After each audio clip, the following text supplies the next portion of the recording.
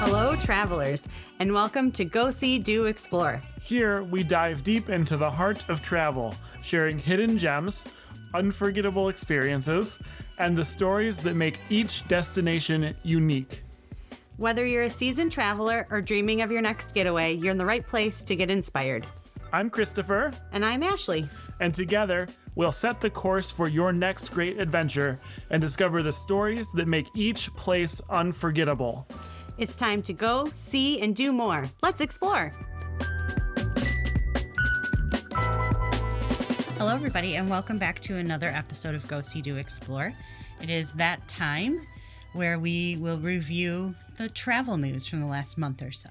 Yeah, most of these I haven't read, don't know about. I like to think of these as you reading the news to me and me reacting.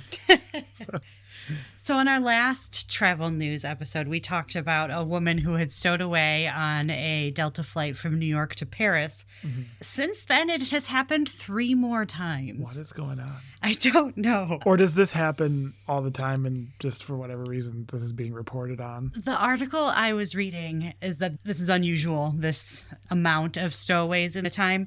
But I guess people shouldn't be surprised because of the nature of the news nowadays. Like, they can't hide stuff in a way that they used to in the past. So on Christmas Eve, an unticketed passenger was removed from a Delta Airlines flight before it left Seattle for Honolulu. Similar to that older story, they were able to get on the plane before they were caught. And the other two were a body was found in a wheel well of a United plane that landed in Hawaii. And then 2 bodies were found in the wheel well of a JetBlue plane that landed in Fort Lauderdale from New York. That one I heard about. I feel like this has got to be a real wake-up call for the TSA. How are people getting into these secured areas without boarding passes? That's not okay. The wheel well incidences, what this article was saying, which I'll link to in the show notes, is basically saying like the fences surrounding an airport do not have 24-hour security. Yeah, I guess that's true. And so people can get over them. And 76% of people that try to stow away in a wheel well do not survive. It seems like a really bad idea. Yeah. Like, are those pressurized? I guess they must be. I have no idea. Because otherwise, like, you wouldn't make it for sure. People stop doing this. I have a feeling they're not listening to our podcast, but maybe. Of these 4 incidences, not a single one of them made it to their destination alive without being arrested. Because the one did make it to Paris, but then she was arrested and sent back. So it didn't work for her either. If they didn't get caught, you wouldn't hear about it. Yes, that's true. Yeah. In other crazy airline news, a passenger opened an emergency exit door while a plane was taxiing at Boston's Logan Airport. I'm actually kind of surprised this doesn't happen more often because it would be very easy to do, right? Uh-huh. Why would you, I guess is the point, because you'd have to be kind of dumb or like something's wrong with you to do that. But yeah, it caused a emergency exit slide to inflate, and then it also caused like a 3.5-hour delay as they had to get the passengers onto another plane, and that individual was arrested. Mm-hmm. Once again, didn't end well for him. Like, what are you people thinking? Continuing in the airline news, a report was published of the most turbulent flight routes in 2024. The ones that I'm going to be talking about are domestic U.S. airline or domestic flight routes in the U.S. Interestingly, they all fly over the Rockies. So the most turbulent was Albuquerque to Denver. Then Denver to Jackson was number 2. Jackson to Salt Lake City was 3. Denver to Salt Lake City was 4. Bozeman to Denver, 5. Ontario, which we were saying is Ontario, California, to San Diego was 6. Boise to Salt Lake City is 7. Bozeman to Salt Lake City is 8.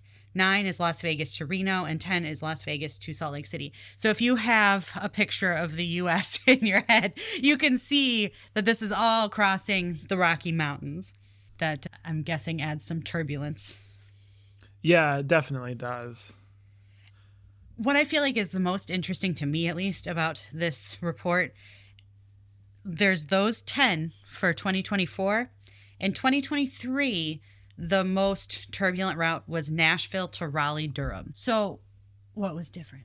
Weather was different. And then the other factor I can think of is that it's not only the weather, but was there a plane in the air? during that weather, right? And also, like, how different is different? Maybe it's marginal, I guess it's just interesting to me that the number one from 2023 didn't even break the top 10 in 2024. Yeah, that is interesting. That's what's interesting. Maybe they stopped flying that route. No one flies. Yeah. Nashville to Raleigh anymore. I don't think that's true. They go like a long way around now or something. It was pretty turbulent. I had a flight Dallas to Greenville, and we were over Nashville, and I think we went over Knoxville and all that. And that was a bumpy one this past year. We were saying when we were coming back from Puerto Rico that flights to Detroit in the winter are always more turbulent than other flights throughout the year. Definitely. But also with Detroit, I feel like whenever you're flying east, or even if your approach is in the sort of east of Detroit, when you're over like Lake Erie, I feel like that always gets bumpy. Landings are rough in the winter. And just air is always different over water than it is over land. In other airline news, American Airlines ground stop brings delays across the U.S. on Christmas Eve. I remember hearing about that. It was very early morning on Christmas Eve, and I want to say it was only for an hour, but of course those things stack up and delays went on longer as the day went on. By the time we were flying 2 days later, it didn't seem like it had much impact at that point. I mean, our flights were delayed, but that was not for that reason. No, that's just from Spirit. Spirit, please stay in business.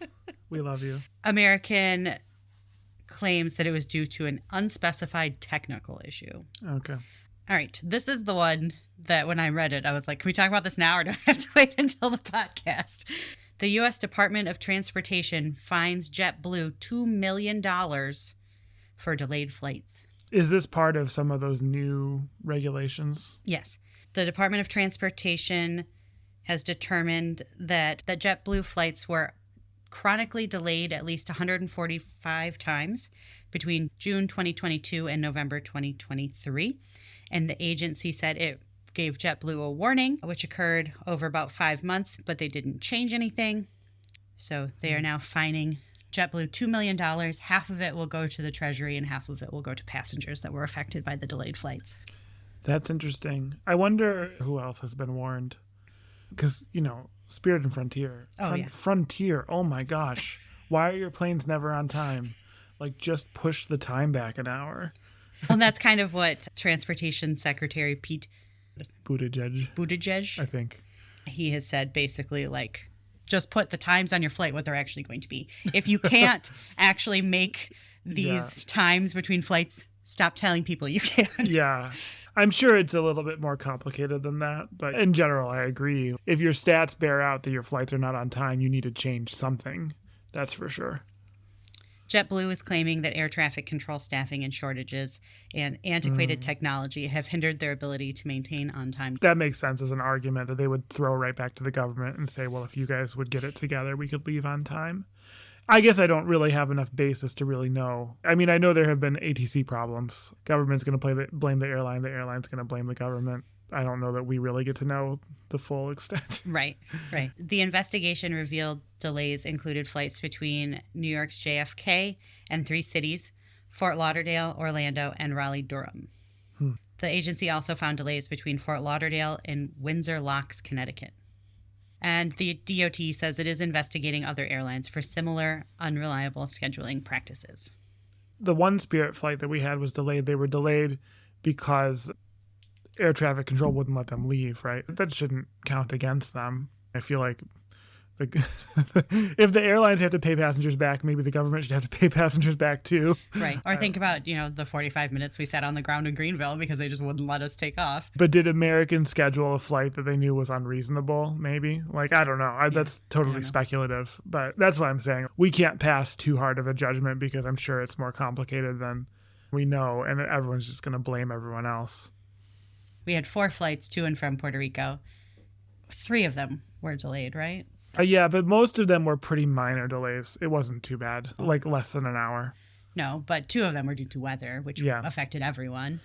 And I can't imagine they're fining people for weather delays. Every airline would be in the same boat in that instance. And you don't want to create a situation where airlines are decentivized from taking appropriate precautions in weather, right? Like, you don't want people not de-icing their planes because they're going to get fined. I hope they wouldn't fine you in that scenario. You should have known that your plane would be icy and added extra time accordingly. Right. How this news headline affects you pretty personally. Delta is ending its mileage partnering with Lyft and joining forces with Uber. That's a bummer because a lot of my Delta points are from Lyft. Yes. Oh, no. I don't like that. The deal with Lyft will terminate on April 7th. I guess I got to take a bunch of lists between now and April. Or switch to Uber. I am not super up on like the current state of the management of that company, but I know that when I started using Lyft, I made a conscious choice to use Lyft because the management culture of Uber I found to be absolutely disgusting. But that was a few years ago. All right. In other airlines news, Silver Airways. Love Silver. Files for Chapter 11 bankruptcy. No! Silver, don't go out of business. Silver is a Florida-based regional carrier.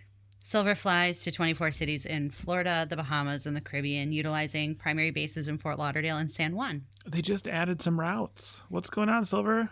Its 14-plane fleet consists of 46-seat and 72-seat ATR turboprops, plus 2 de Havilland DHC de Havilland, yeah. 6300 Twin Otter seaplanes that fly between St. Thomas and St. Croix. Those are cool planes, those de Havillands. I've wanted to fly Silver for a long time. I thought it would be cool to fly them from Florida to the Bahamas or from Puerto Rico to one of the other islands in the Caribbean. I just think that would be a really cool experience to fly in a prop in that situation. And they're known for being a pretty cool airline. At least my understanding is like people who fly them like flying them. They're slower because you're not in a jet, but it's like a cool small plane experience that I've wanted to do for a long time. I mean, Chapter 11 doesn't necessarily mean they're going out of business, but I'm worried about them. The picture at the top of the article is a pink plane. Their planes are pink. It's like a flamingo. Yeah. I don't know why it's called Silver and yet the planes are pink. Silver's largest unsecured creditor is the Internal Revenue Service.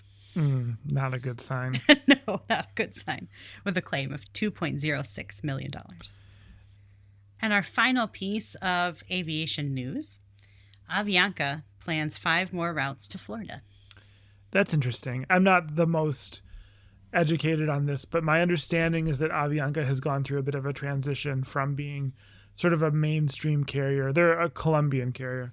They've gone from being kind of a mainstream carrier to more of a low-cost model. Apparently, they are the only airline that flies the route Tampa to Bogota. That makes sense. Tampa's not a huge airport, and they're a Colombian carrier. Yeah. So that is the end of my airline news. We should probably go to a wine break. Let's take a wine break. We're here for the wine break.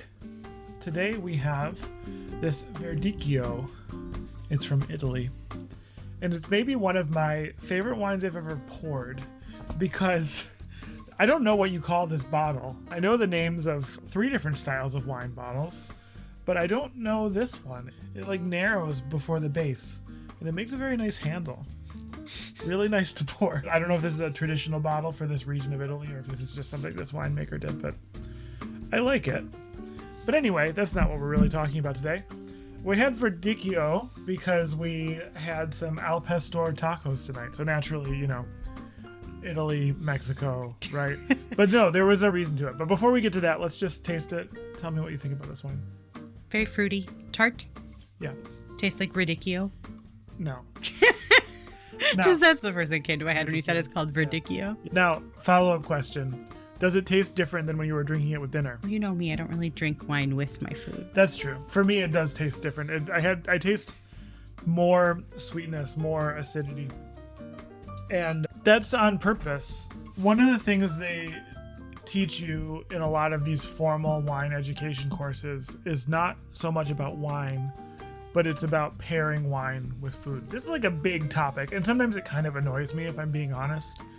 Because usually I want to learn about the wine. I don't want to impress my rich friends with like, oh, look what a great wine pairing I made. But it is helpful in that you can't really ruin food with wine, but you can ruin wine with food. That's true. That if you have food that's really a bad match for a particular type of wine, you pretty much lose what makes that wine special. So in that sense, it is helpful. The things that I was taught to think about are the following. How to think about spicy food, acidic food, fatty food, salty food, and sweet food. With spicy food, which is what we had tonight with the al pastor tacos, spicy food amplifies alcohol and amplifies tannins. If you think about having like a really spicy meal with like a really high alcohol wine, you can probably feel your mouth like burning off. So you want to avoid really high intensity, high acidic, high alcohol wines. Now this one does have some acid, but it also has sweetness. And sweetness helps with spicy food because the spicy food actually mutes the sweetness somewhat. And so a lot of these tricks are like, okay, so this wine is maybe more sweet than I would like it to be, but when I have spicy food, it's going to be the exact right sweetness, right? Like that's how a lot of these are. With acidic food, you want a wine that will match the acidity, because otherwise you'll like kind of lose the acidity of the wine and it'll taste what wine people refer to as flabby, which is a wine that's like low in acid, right? With fatty food, you also want acidity in the wine for the same reason that you have cranberry sauce at Thanksgiving. Like if you have a really rich food, you want some acid to cut that fat. And so definitely wine that is acidic and tannic too can really help in that scenario.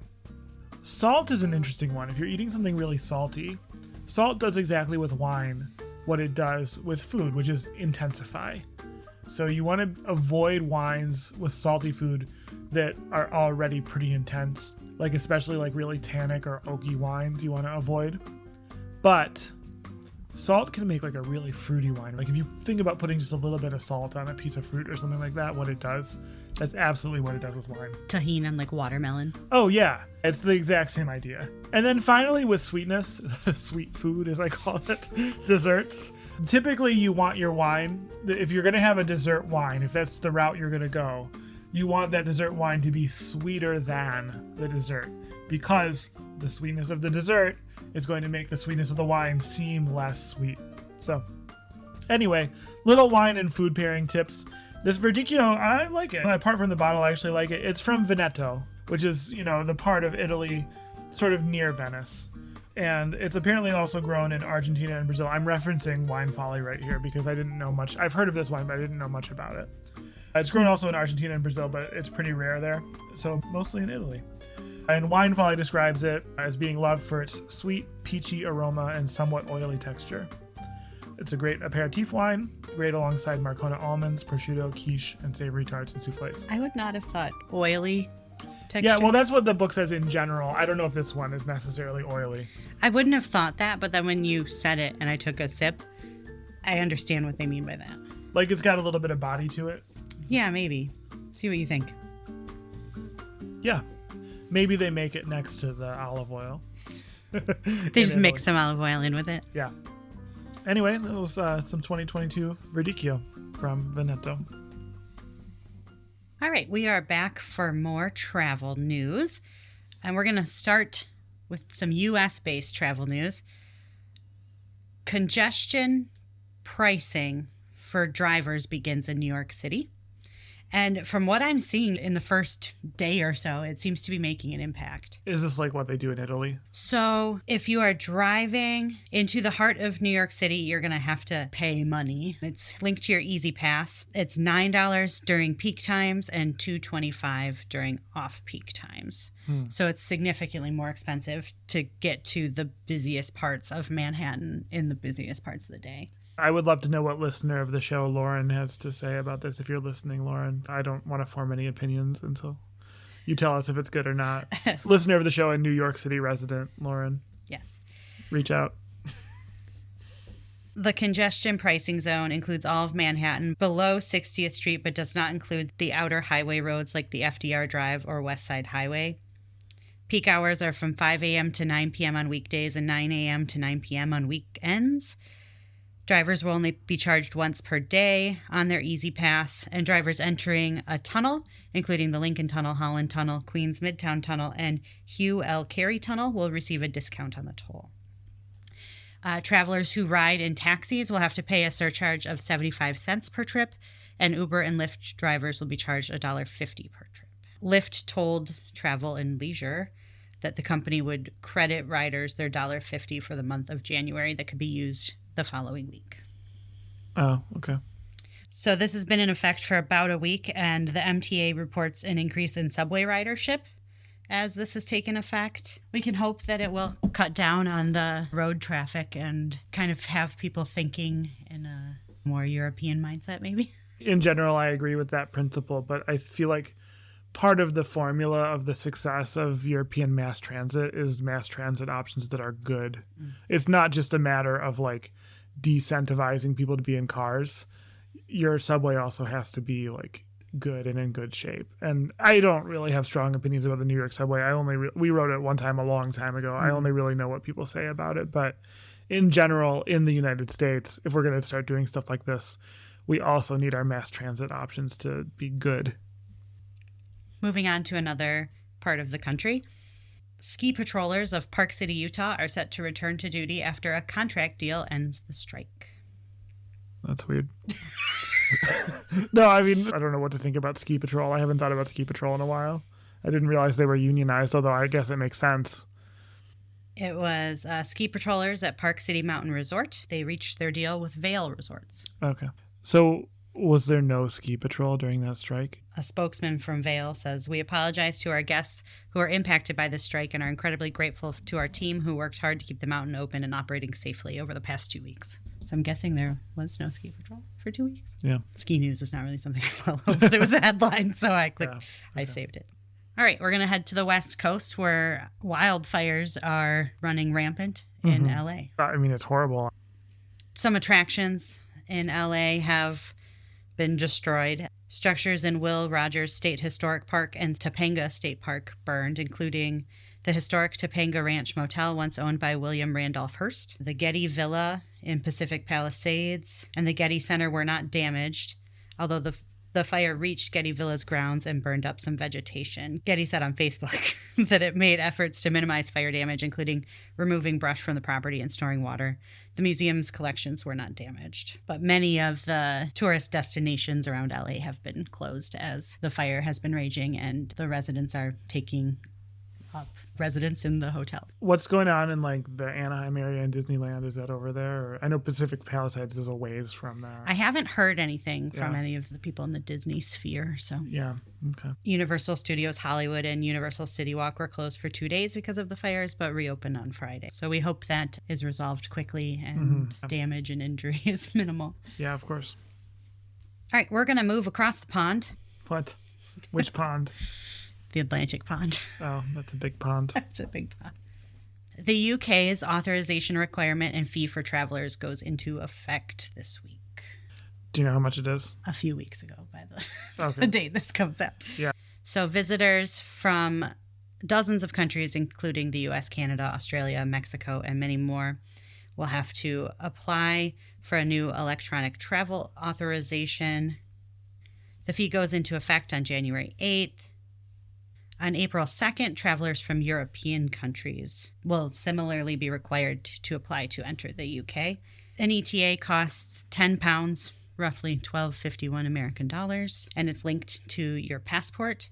Each authorization will be valid for multiple trips over 2 years for stays of up to 6 months at a time. That's not too bad. No, it's not too bad.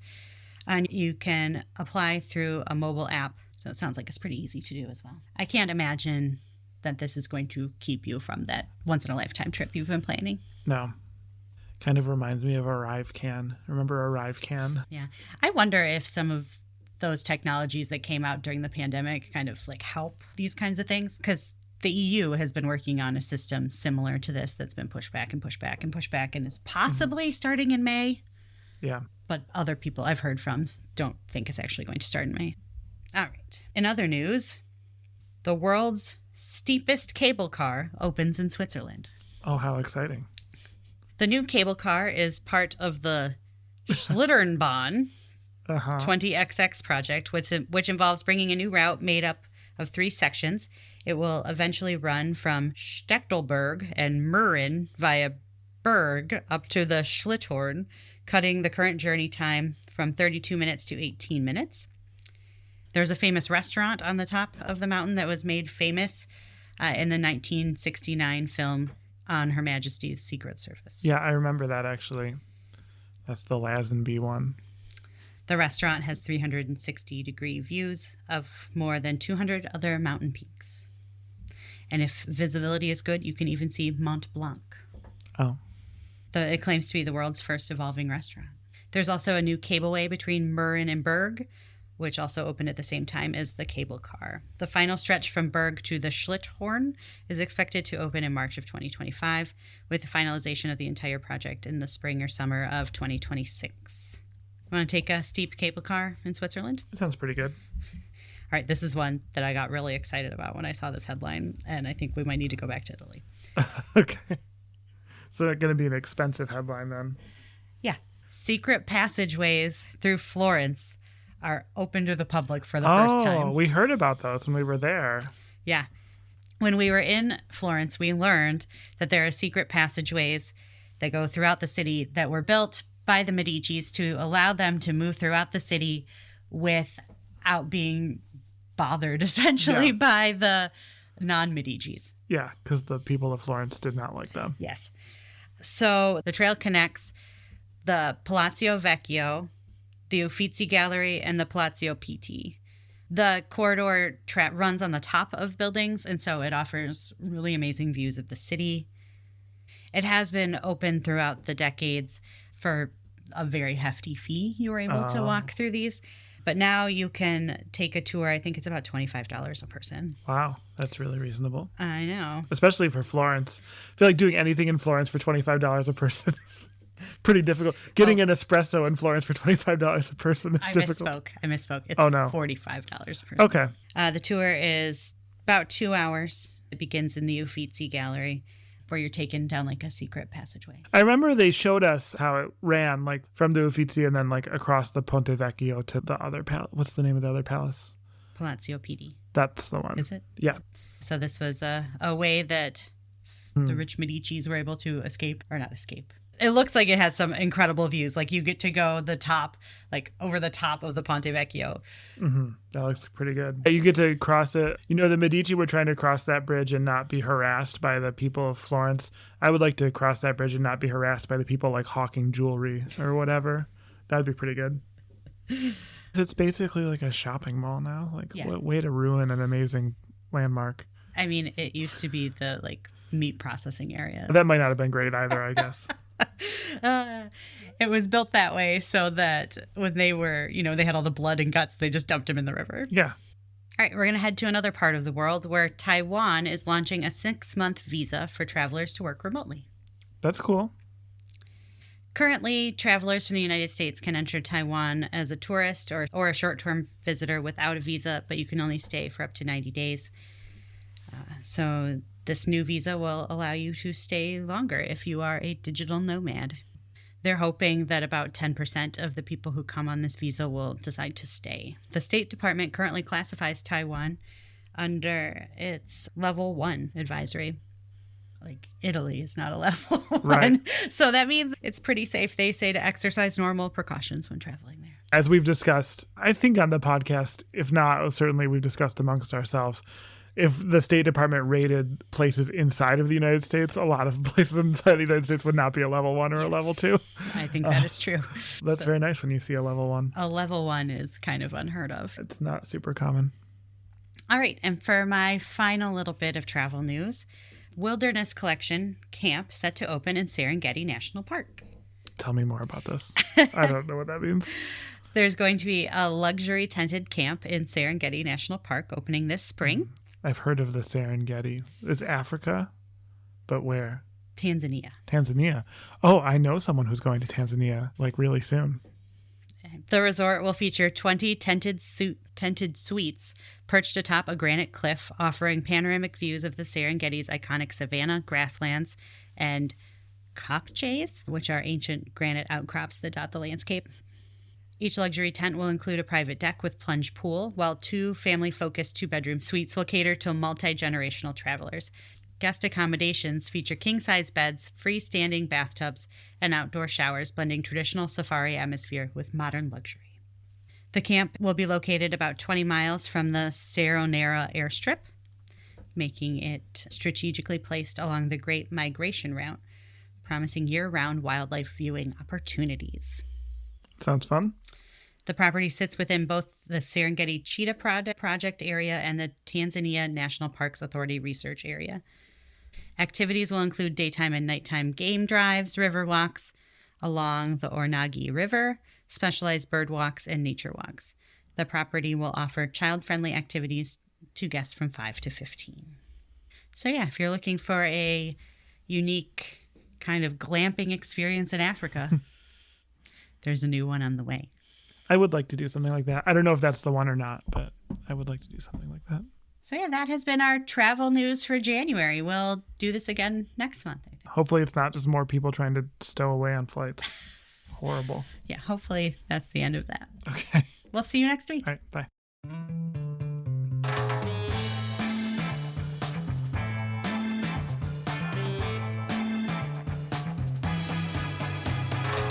That's all for today's episode of Go, See, Do, Explore. Thank you for joining us and sharing in the wonder of travel. Keep the spirit of today's adventure alive by checking out our blog at goseedoexplore.com for even more travel inspiration. Don't forget to rate and review us wherever you listen to your podcasts. It really helps fellow travelers find us and join our community. Until next time, keep exploring, keep dreaming, and keep traveling by any means necessary. I'm Christopher. And I'm Ashleigh, bidding you farewell and happy exploring.